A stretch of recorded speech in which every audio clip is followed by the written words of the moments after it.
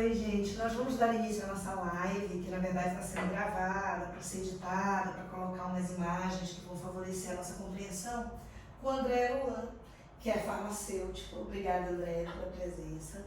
Uma live que a gente vai falar sobre o metabolismo da pessoa com síndrome de Down e sobre os marcadores para que a gente possa verificar a quantas anda, como é que está esse metabolismo. Então, na live anterior, dia 7 de março, nós falamos sobre obesidade, né? E vimos que há muitos pesquisadores, há muitas pesquisas e muitas revisões, enfim, já há um certo consenso científico que afirma que a síndrome de Down é uma síndrome metabólica. Vimos que esse consenso se forma a partir da constatação científica de que a triplicação dos genes localizados na região crítica da síndrome de Down afeta o metabolismo da pessoa com síndrome de Down, causando disfunções metabólicas. E que uma dessas disfunções, né, é justamente a que cria uma disfunção na sinalização da insulina. E como decorrência dessa disfunção na sinalização da insulina, nós temos a prevalência da diabetes tipo 2 e a prevalência da obesidade nas pessoas com síndrome de Down.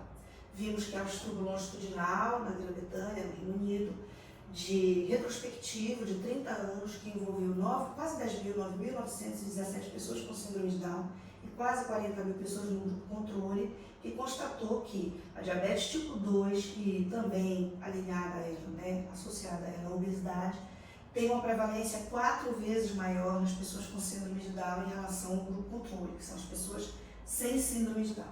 Então já ficou bem caracterizado para nós que a síndrome de Down é, de fato, uma síndrome metabólica e que causa disfunções metabólicas no organismo que geram consequências com as quais nós temos que lidar, né? E para que a gente saiba lidar, a gente tem que entender essas disfunções, né, André? Então hoje eu estou aqui com o André para a gente ver uma outra disfunção dessas, uma outra disfunção específica, que é a alteração trazida no ciclo SAM pela triplicação dos genes localizados no cromossomo, na região crítica da síndrome de Down, no cromossomo 21. Então, um desses genes que estão triplicados na trissomia do cromossomo 21 é o gene CBS. E a triplicação desse gene causa toda uma alteração no ciclo SAM. Então, o que nós vamos ouvir o André agora e ver as imagens que ele selecionou para nós é como que acontece essa alteração no ciclo SAM, quais são as consequências dessa alteração, como que a gente pode verificar através de exames, quais são os marcadores que a gente pode usar para ver como que está esse metabolismo e quais as intervenções que estão à nossa disposição para que a gente, né, pelo menos reduza os impactos dessas alterações, tá certo? Então, o André, ele é farmacêutico, é professor também, né, de bioquímica, atua muito na longevidade humana, né, que é muito importante para nós, porque nossas crianças têm envelhecimento precoce. Eu falo nossas crianças, mas são nossos filhos que já, inclusive, podem ser adultos. Né? Mas como mãe, eu acabo falando nossas crianças o tempo todo.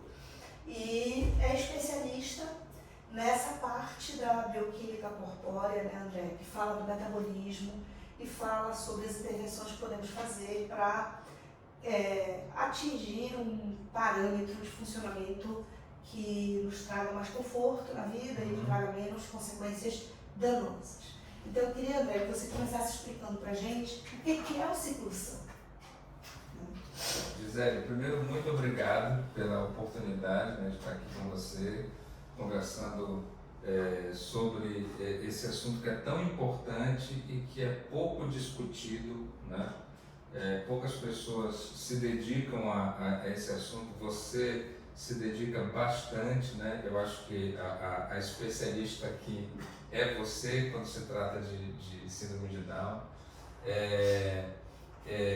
O que eu vou apresentar aqui é como que o metabolismo do ciclo do metil é afetado pela trissomia do 21. Então, os slides que eu vou apresentar são do metabolismo sem a trissomia, né? E aí vamos analisando esse ciclo metabólico em função daquilo que a triplicação do CBS causa nele. Certo. Né? Então vamos lá.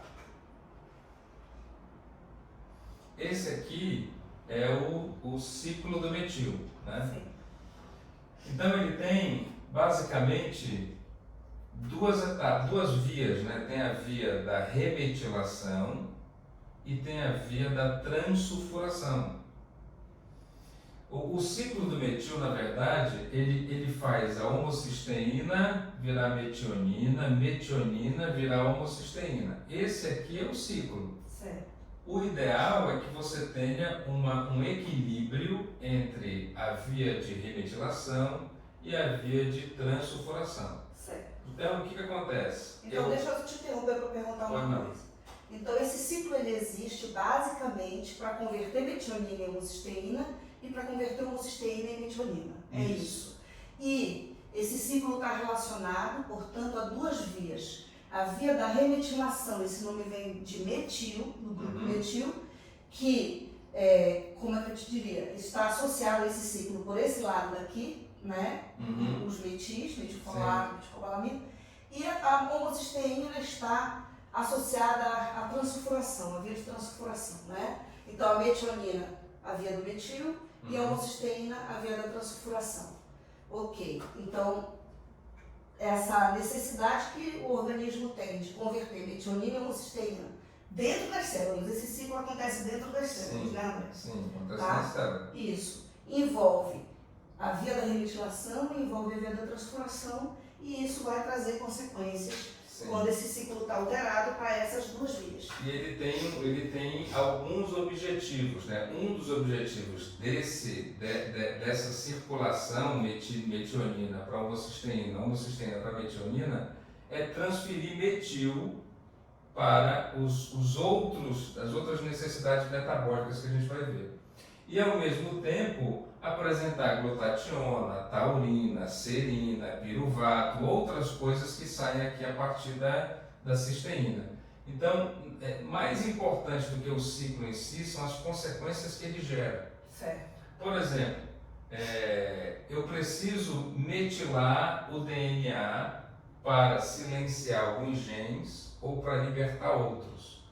Essa metilação precisa de metil. Precisa do grupamento metil. Esse grupamento metil, ele vem do metilfolato, vem do metilcobalamina, vem da betaína, vem da colina, vem de substâncias que tem da metionina. Metionina, o que é metionina?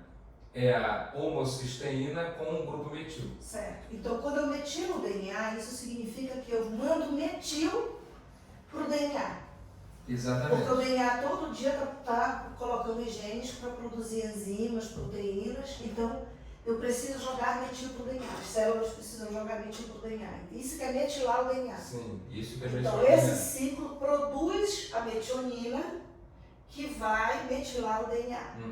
E, portanto, quando alguma coisa afeta esse ciclo, eu já tenho aí como consequência uma disfunção, uma metilação do DNA. Exatamente. E aí, portanto, eu tenho uma disfunção naquela função do corpo que todos os dias produz novas proteínas e novas enzimas. Exatamente. E aí, eu tenho que ter um equilíbrio entre a transsulfuração e a remetilação, né? Por quê? Eu preciso da transsulfuração também porque eu preciso de cisteína para uma série de questões, né? E, por exemplo, a glutationa, glutationa é um dos mais importantes elementos antioxidantes do corpo humano. É com a glutationa, por exemplo, que eu protejo da oxidação as minhas mitocôndrias, que são a casa de força da energia do corpo humano.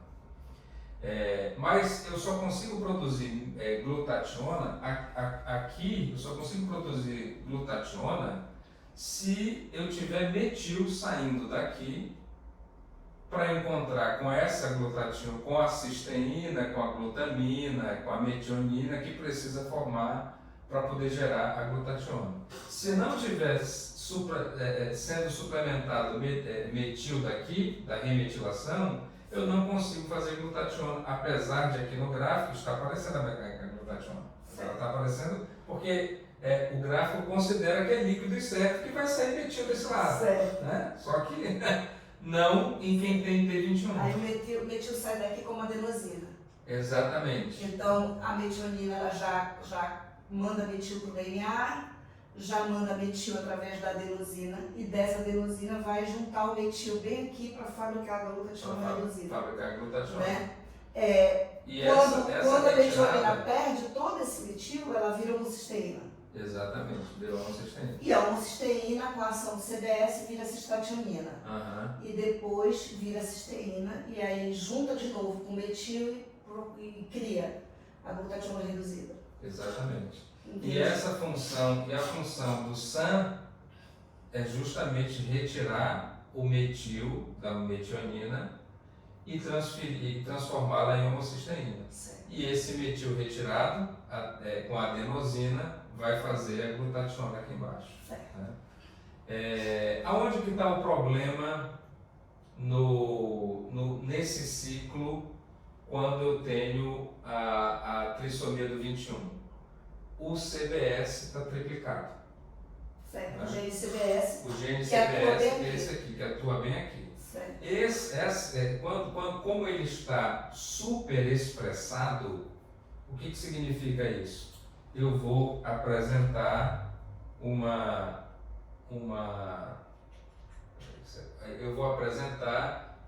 superexpressão da transsulfuração e eu começo a ter menos homocisteína aqui para virar metionina. De novo. Então, o que acontece? Quando a metionina perde o metil para metilar o DNA e para a adenosina, para remetilar, né, a cisteína para criar a glutationa, ela é convertida em homocisteína. E é o CBS que puxa essa homocisteína para cá para ver a transsulfuração, né? Então, se eu tenho 3 genes CBS ao invés de 2, eu tenho uma superexpressão desse gene. Então, essa enzima CBS aqui, que é produzida pelo gene CBS, ela está aqui resultado dessa superexpressão, não é isso? Então, se antes eu tinha, sem síndrome de Down, sem T21, eu tinha 2 genes CBS, tá? Então, eu tenho aqui uma quantidade de enzima CBS que vai me puxar uma quantidade X de homocisteína. É como se fosse um cabo de guerra. Né? Isso. De um lado eu tenho o CBS puxando para a transsulfuração, do outro lado eu tenho betaína, B12, metilfolato, puxando para a remetilação. Certo. E aí, com a triplicação do CBS, eu tenho uma alteração na produção da enzima CBS. Então, aqui eu tenho muito mais enzima CBS do que no organismo sem trissomia do 21. E aí, portanto, nesse cabo de guerra, o CBS acaba puxando muito mais homocisteína. E aí, portanto, eu fico com muito pouca homocisteína aqui para voltar para cá e receber metil, para ser remetilada. Né? Então, eu fico com muito pouco homocisteína para jogar para a via da remetilação e receber o grupo metil. Perfeito, entendi perfeitamente. De onde que pode vir a homocisteína? Eu posso fazer suplementação de metionina para aumentar a quantidade de metionina para poder trazer para a homocisteína. Mesmo assim, eu vou aumentar cada vez mais a cisteína aqui embaixo. Certo. Se eu não cuidar, se eu não fortalecer o outro lado do cabo de guerra. Certo. Né? Então, como eu tenho aqui um CBS mais forte, mais potente do que betaína, colina, vitamina B12, vitamina B9, eu vou secando esse lago de homocisteína e aí eu não tenho retroalimentação de metionina. Certo. Né? Então, quais são as consequências que isso, como que eu verifico isso no dia a dia? Né? Como é que eu consigo perceber se eu tenho esse derrame de homocisteína acontecendo? A primeira coisa é o próprio exame da homocisteína. Né? Existe um exame, que é a homocisteína, que você mede no sangue, e você percebe que ela está no limite inferior da normalidade. Né?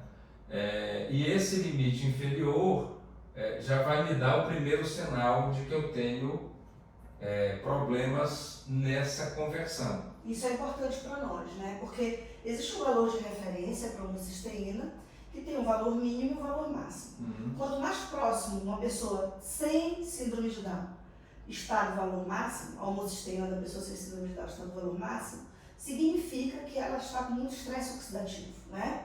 Sim. Mas essa interpretação de exame não é possível nas pessoas com síndrome de Down, porque esse derrame de homocisteína vai impedir que a homocisteína seja tida como um parâmetro para a verificação do estresse oxidativo, né?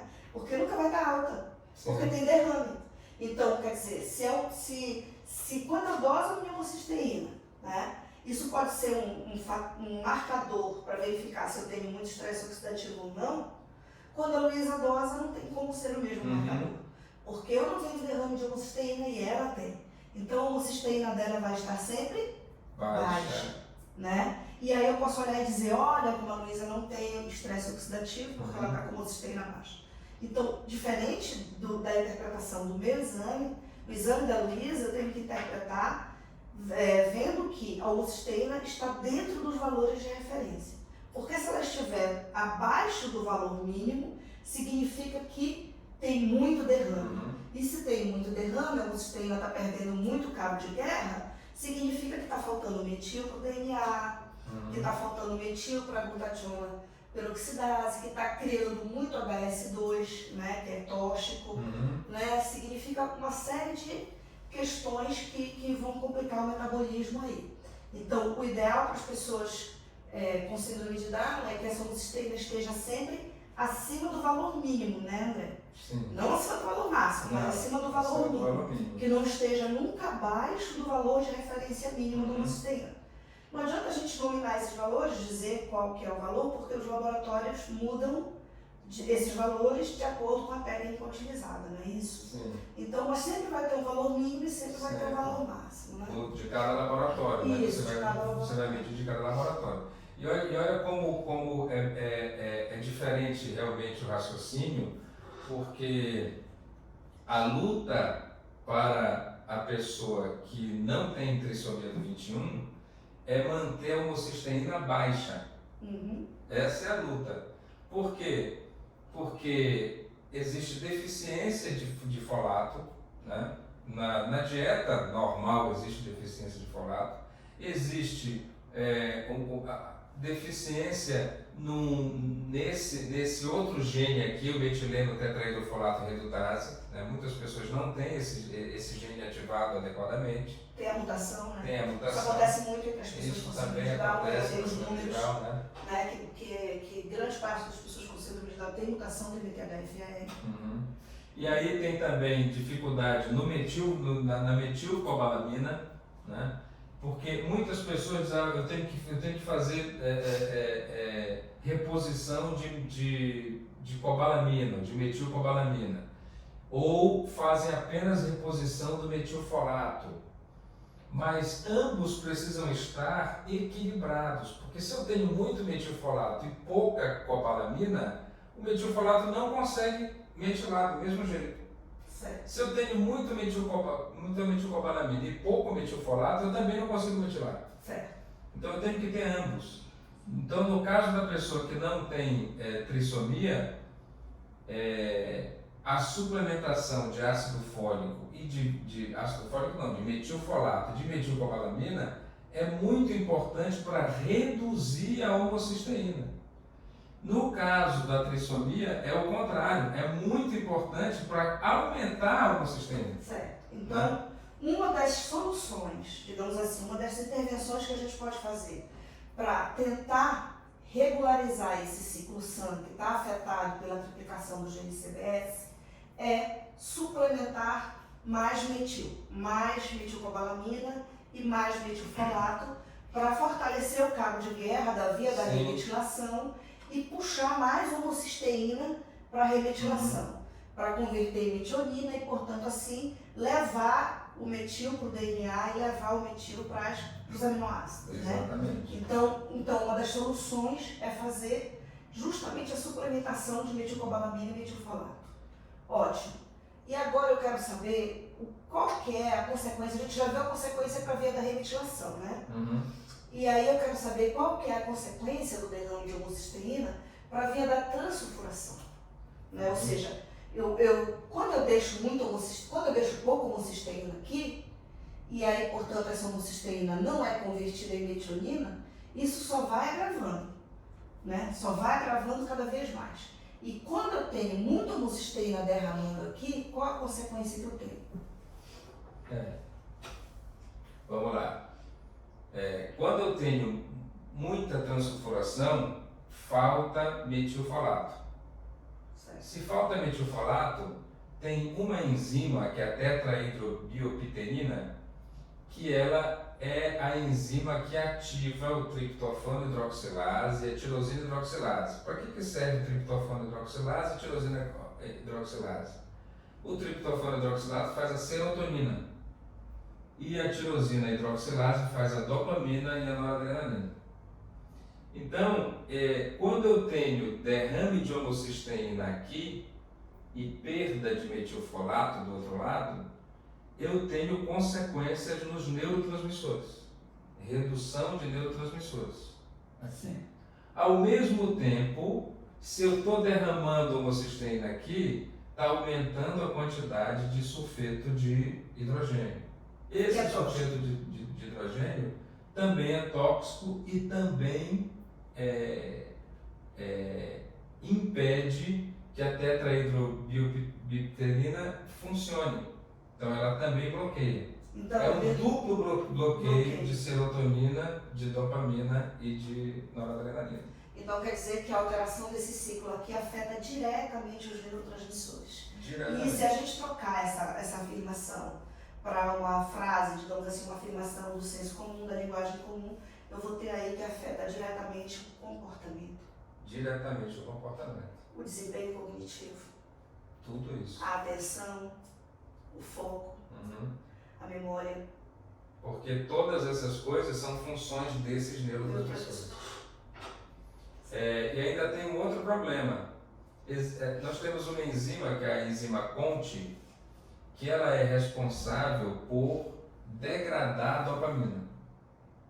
A CONT degrada a dopamina. Quando eu tenho falta de metil, eu deixo a CONT mais expressada e isso aumenta a degradação da dopamina. Então, eu tenho um triplo problema com a dopamina e um duplo problema com a serotonina e com a noradrenalina. Né? Certo. E isso tudo vai trazer consequências, que é aquilo que você falou. Todas essas alterações geram essas alterações de comportamento. Né? Lentidão nos movimentos e dificuldade de iniciar ou concluir tarefas. Isso a gente já observa em algumas pessoas com síndrome de Down como parâmetro mesmo. Depressão e ansiedade começam a aparecer mais em torno do início da adolescência. Insônia e problemas de sono, a insônia mais no início da adolescência e problemas de sono sempre, a vida toda.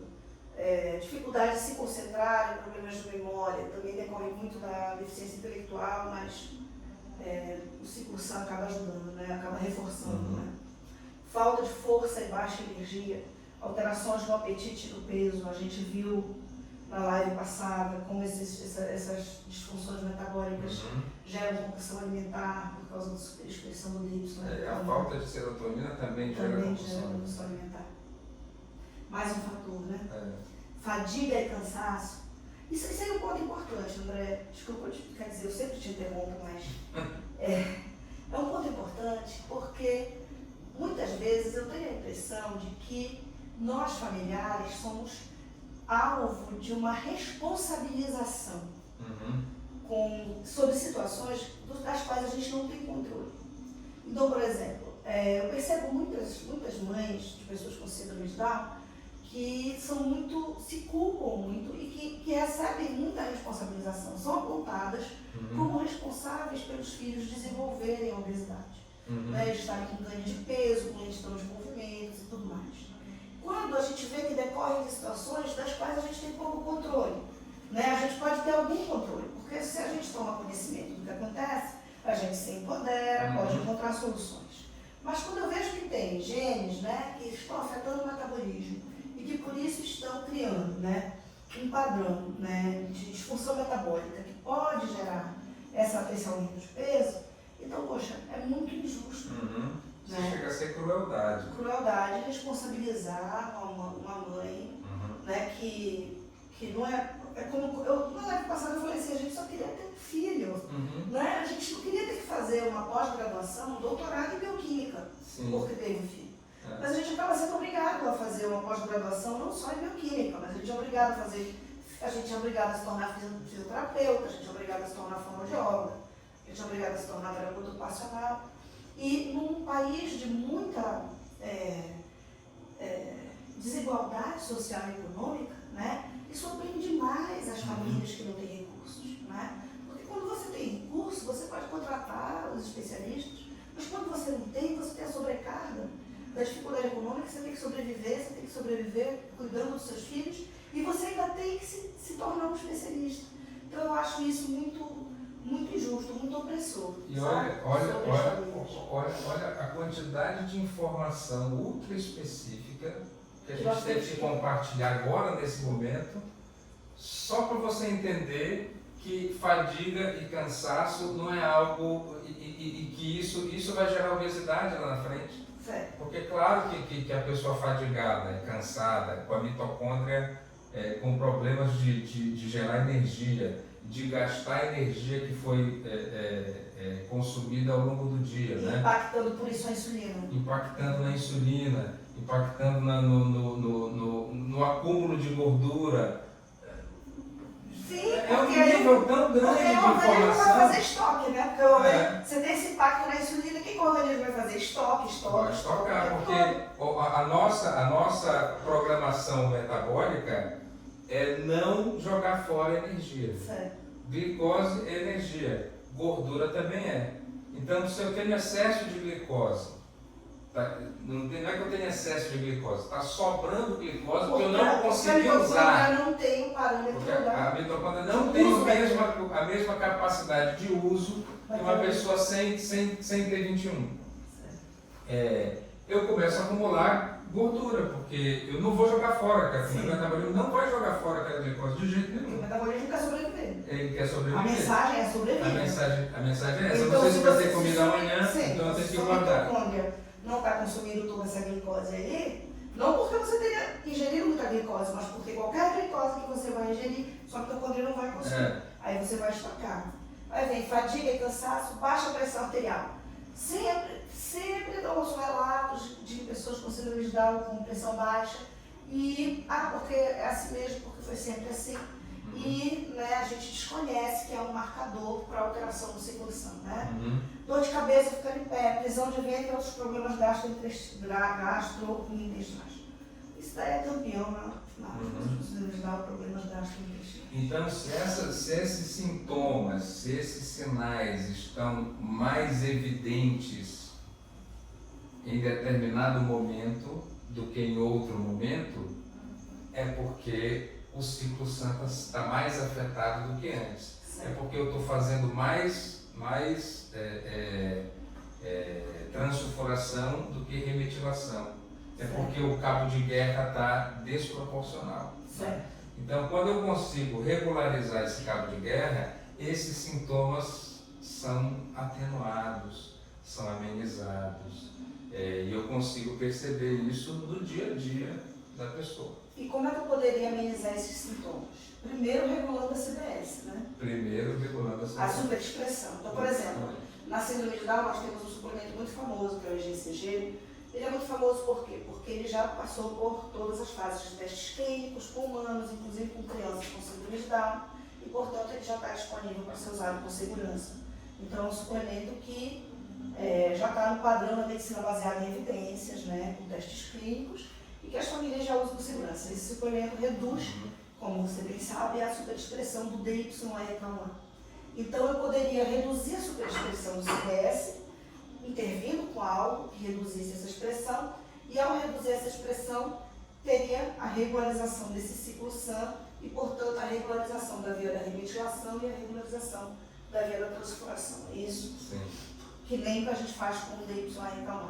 E nós já temos algo que reduza a superexpressão. Então, assim, você trabalha de um lado reduzindo, né, o CBS, e de outro lado, aumentando a remetilação. Então, para reduzir a expressão do CBS, a gente ainda não tem um fármaco ou um suplemento que faça essa redução. Mas está em estudo, né? Sim.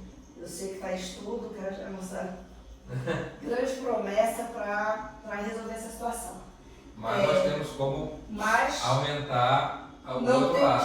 Está em vias de se obter essa redução aí da superexpressão do CBS. Mas nós já temos como reforçar o cabo de guerra da ventilação. Que é como? Antes de falar de como solucionar isso, ainda tem outras questões que são influenciadas pela falta, por esse cabo de guerra ainda estar desproporcional, né? Por exemplo, o metilfolato, ele é necessário para a síndrome do DNA, a síntese de DNA, né? Ele é responsável pela síntese de DNA. O metilfolato é responsável pela síntese de DNA. A síntese de DNA é necessária para fazer a eritropoiese. Eritropoiese é a fabricação de células vermelhas, né?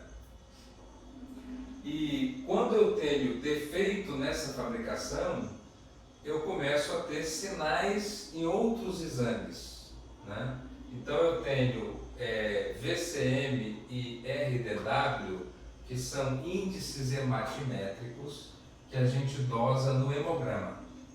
Então lá no hemograma vai aparecer VCM alterado, o volume corpuscular médio, ou seja, eu vou produzir hemácias com um volume corpuscular médio fora do padrão.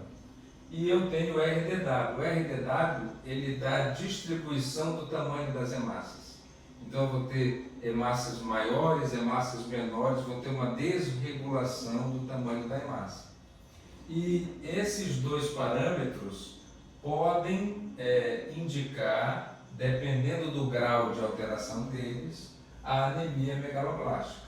Que é muito comum. Que é muito comum também na celebridade. Interessante, porque na live passada, né, eu já estava pedindo as soluções e ia pular toda essa parte aí de consequências ainda, né?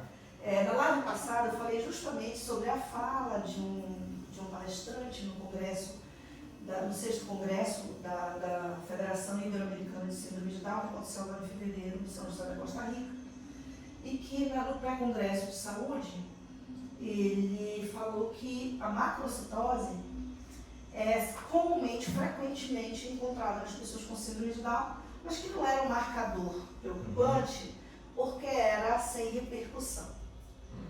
Ora, a macrocitose, a gente pode até discutir se ela é sem repercussão ou não, mas ela é um sintoma. Sim. Ela é um sintoma de que o RDW está alterado. E o RDW está alterado porque a eritropoiese está alterada.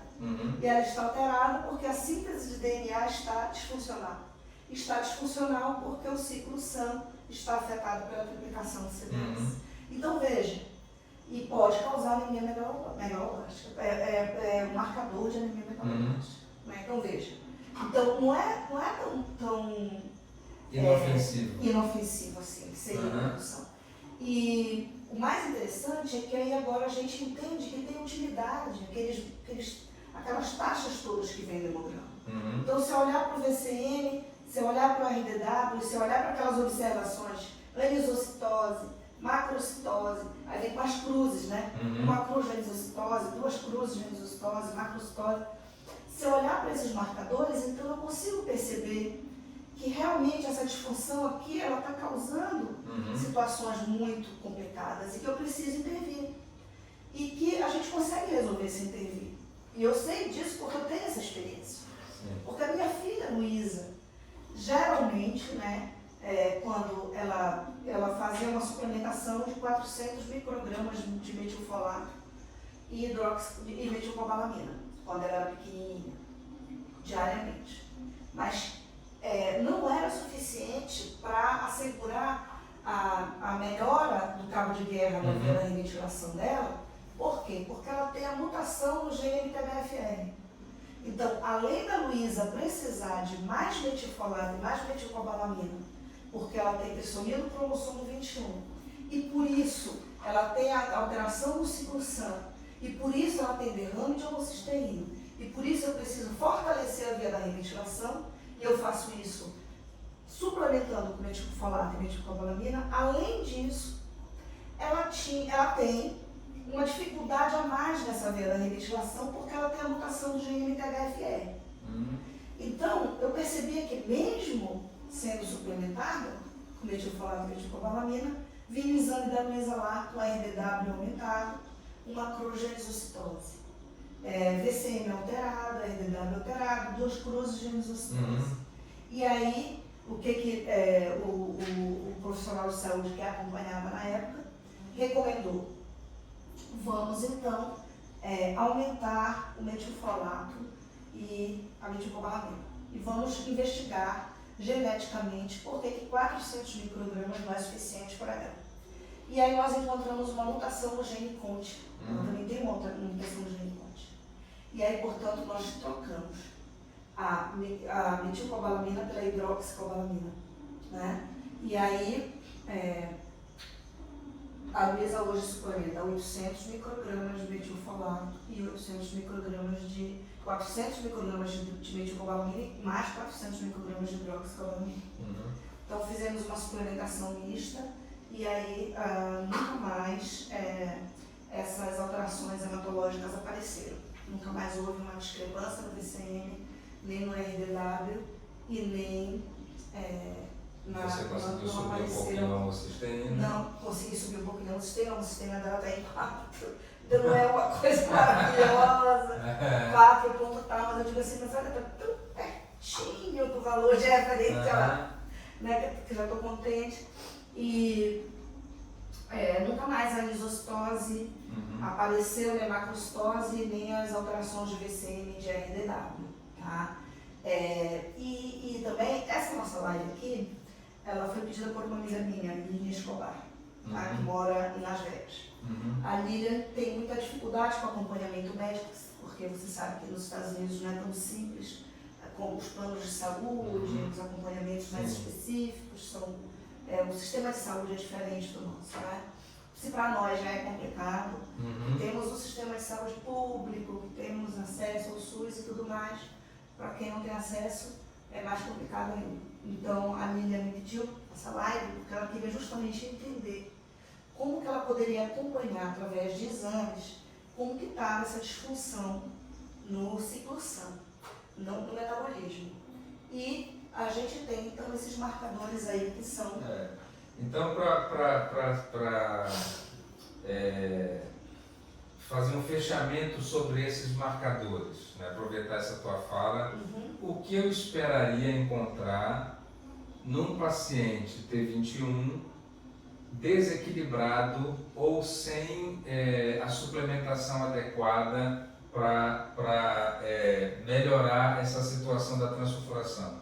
Eu vou esperar... Essa via desequilibrada. Essa via desequilibrada. Eu vou esperar uma homocisteína muito baixa.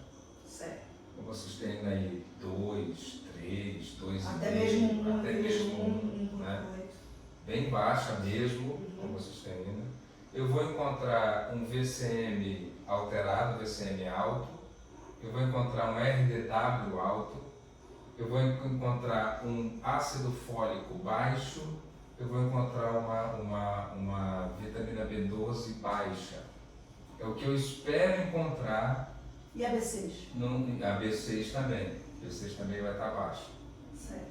É o que eu espero encontrar num paciente sem estar devidamente suplementado. Agora, se esse paciente tem mutação no ITHFR, esse ácido fólico pode estar alto, né? Pode. Mas ele pode estar alto no plasma e sem metabolizar. Ele pode estar alto como ácido fólico, mas não como metilfolato. Não como metilfolato. Como que eu vou saber diferenciar? Eu olho pro RDW e pro VCM.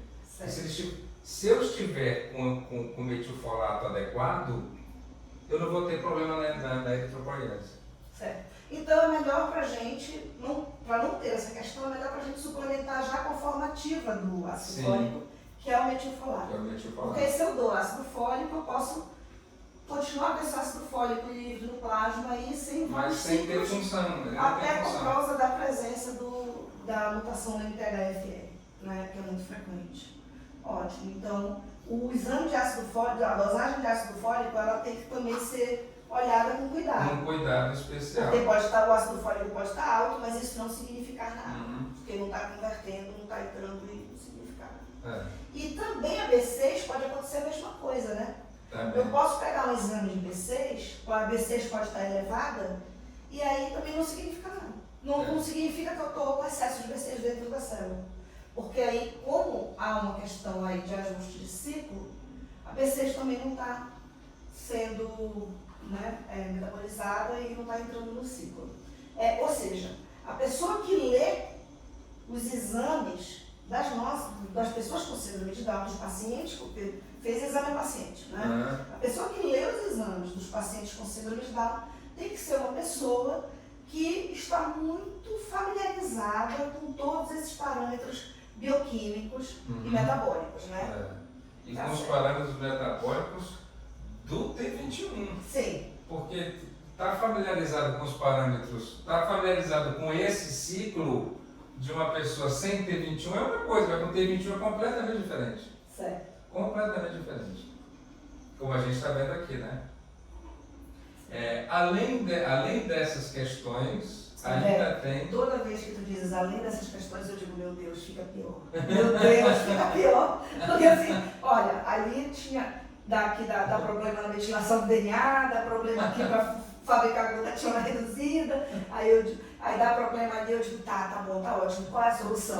Calma, que aí, além disso... Ainda tem mais, né? Ainda tem mais. Aí tá, veio mais, aí agora eu já tô daqui, já vamos para as soluções, peraí que ainda tem mais, tá? Então, ainda tem mais, ainda tem uma outra questão cerebral, que como eu produzo muito sulfeto de hidrogênio, né? Eu estou gerando inflamação cerebral, né? Constantemente inflamação cerebral. E associado aos outros dois fatores, porque o T21 gera o tripé do Alzheimer, né? E um dos tripés vem justamente da triplicação do CNS. Vem justamente do derrame de homocisteína, né? Então, eu tenho a criação de placas de proteína beta-amiloide por causa da triplicação da ABP, tenho a formação de emaranhados neurofibrilares por causa da hiperfosforilação da proteína tal, e tenho a neuroinflamação por causa desse excesso de H2S, hidróxido de sulfeto de hidrogênio, que afeta os astrócitos. Exatamente. Criando astrobiose. Exatamente. Que é uma das causas do Alzheimer. Que é um dos tripés do Alzheimer. Então, é por isso que é consenso já na comunidade científica que as pessoas com síndrome de Down produzem o tripé do Alzheimer desde a vida intrauterina, né? Porque decorre de questões metabólicas que são associadas à triplicação dos genes localizados na região crítica da síndrome de Down no cromossomo 21. É isso. Acabaram as más notícias? Ainda tem. Oh, meu Deus. Ainda tem um problema com esse mesmo sulfeto de hidrogênio, que também prejudica o trabalho do citocromo C oxidase. Citocromo C oxidase é uma das 3 proteínas que fazem a conversão de energia na mitocôndria, né? Fazem o transporte de hidrogênio, transporte de elétrons na mitocôndria e que fazem uma glicose produzir 38 ATPs, né? E aí, como eu tenho mitocondriopatia, eu vou ter também redução na capacidade de produção de energia a partir da glicose. Com isso, eu vou fazer com que a glicose se acumule mais na célula. E se acumula mais glicose, ela vai terminar gerando gordura lá na frente, né? É aquilo que a gente já conversou. A disfunção de insulina, vai surgir a diabetes tipo 2, vai surgir a obesidade. Exatamente. Tudo relacionado, né? Tudo relacionado tudo relacionado a um cabo de guerra que está pendendo muito para um lado, ao invés de pender para os dois lados, né? Ao invés de estar equilibrado. Certo. Há duas consequências terríveis atrás, eu já perguntava qual era a solução. Né? Bom, então agora quais são as soluções? Finalmente. Quais são as soluções para isso? Olha, você vê que eu tenho. Quem é que empurra? Quem que empurra o cabo de guerra para a metionina? A betanina faz isso, metilfolato faz isso, vitamina B12, que é a metilcobalamina, faz isso, o SAM faz isso, e a própria metionina, né, entregar mais metionina para o sistema, e a colina também. Certo. Colina também faz isso. Então, o que é isso? Esses todos são suplementos de metil para melhorar a remetilação. Certo. Então, imagina que isso aqui é uma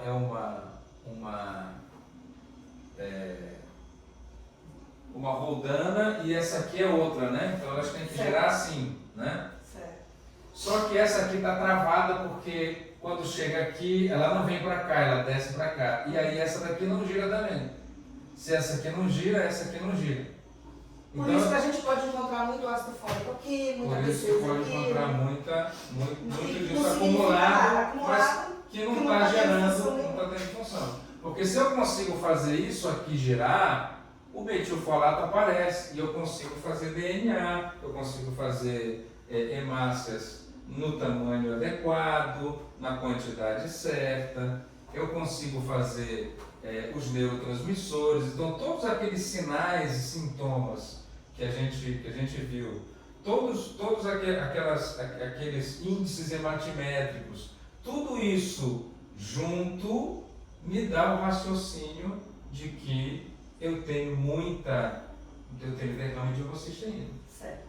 André, então é por isso também que quando a Luísa suplementa colina com BZNA, os neurotransmissores ficam tão ajustados, mas tão ajustados, que ela desorganiza a fala, porque ela elabora muita coisa para falar e não dá conta, é por isso. E eu fico assustada e eu tiro o pezinho, né, com a colina. Então eu entendi exatamente onde é que está a questão. Porque eu tenho... Mas talvez se tu só tirasse o pezinho e deixasse a colina... Mas ela já faz a colina lá no... Ah, porque tu está duplicando a colina. Duplicando a colina para associar com o PZNA. Né? Quem faz isso és tu, na verdade, né? Que manipula os suplementos dela. Mas não sou eu, né? Eu só digo vou fazer não vou fazer para. Então quer dizer que se eu fortalecer esses elementos aqui que puxam a homocisteína, eu movimento essas roldanas, né? E aí, portanto, esses suplementos são betaína, colina, metilfolato, metilcobalamina, SAMe e metionina. Agora, o que parecia uma ser uma má notícia, no final vira uma boa notícia, né? Por quê? Porque se todas essas questões estão centralizadas num único ciclo metabólico, e se eu tenho como mexer nesse ciclo metabólico para amenizar, são várias questões que eu consigo resolver mexendo num único ciclo metabólico. Porque se tem tantas consequências, se eu ajusto o ciclo, eu tenho a diminuição de, por exemplo, todos aqueles sintomas que você mostrou, né?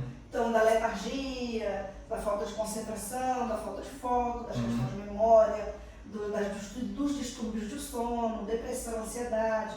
De fato, a gente percebe isso na suplementação. Aí agora eu quero te perguntar outra coisa. Isso vai resolver a via da remetilação, mas não vai resolver a via da transsulfuração. Não. Então eu vou continuar tendo derrame de homocisteína e, portanto, vou continuar tendo a superprodução de sulfeto de hidrogênio. Sulfato ou sulfeto? Sulfeto. Sulfeto, porque eu tenho dois aqui, né? Sulfeto de hidrogênio e vou ter... Porque não tem oxigênio. Não tem oxigênio? Sulfato quando não tem oxigênio.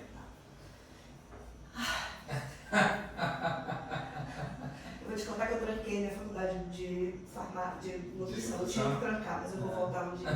Tive que trancar porque por causa da situação de saúde da mamãe dela ficou no segundo semestre do ano passado, né? Mas eu vou retornar. Mas, enfim, eu estou fazendo uma graduação só para poder fazer uma pós em bioquímica, né? Porque com as minhas graduações eu não tenho possibilidade de entrar numa pós da área da saúde. Então, para que eu estou fazendo nutrição? Eu vou atender? Não. Eu vou ser nutricionista? Não. Eu só quero a pós em bioquímica para chegar nesse ponto aí. Então, eu tenho aqui, com o derrame de homocisteína, essa produção excessiva de sulfeto de hidrogênio, que causa muito estresse oxidativo, que causa inflamação cerebral, e tem a diminuição da produção endógena da glutationa reduzida, né? E por isso que Luísa tem que fazer detox de tempos em tempos, né? Sim, tem que fazer muito antioxidante. Muito antioxidante. Porque tem, além de ter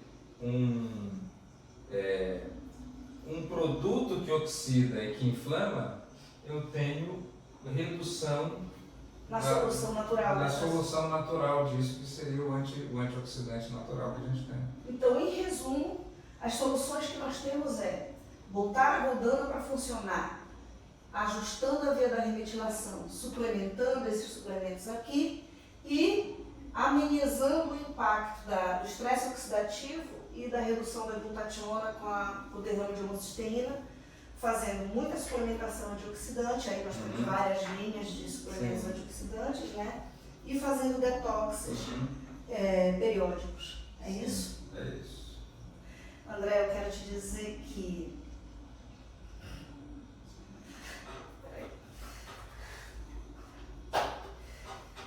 eu fico muito tranquila, porque a minha filha está nas tuas mãos. Tá? É isso que eu queria te dizer. Eu sempre fico emocionada, tu sabes? A Luísa já tem 8 anos. E eu acho que eu nunca vou dar conta de parar de chorar. Né? Mas hoje, eu choro de alívio. Entendeu? Porque hoje eu vejo que a minha filha não precisa adoecer porque ela tem uma síndrome, entendeu? Hoje eu vejo que minha filha não precisa que minha filha desenvolva doenças crônicas como a diabetes tipo 2.